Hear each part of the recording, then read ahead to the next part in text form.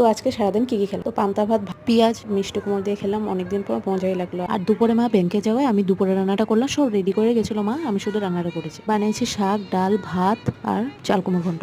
তো মাকে সারপ্রাইজ দেওয়ার জন্য আজকে বিকালে এগ রোল বানালাম মার বার্থডের জন্য। আবার কত কষ্টে লুকিয়ে লুকিয়ে করেছি, অনেকদিন থেকে ভাবছিলাম করবো। মা অ্যাকচুয়ালি বার্থডে বানাতে পছন্দ করে না, অ্যাকচুয়ালি বলতে গেলে পছন্দ কি আর করে না, লজ্জাই পায় করতে, যেহেতু ছোটো থেকে এগুলো পাইনি। এগ রোলের রেসিপিটা দিতে পারিনি কারণ তাড়াহুড়ায় ছিলাম, আমি তখন লুকিয়ে লুকিয়ে করছিলাম যেহেতু।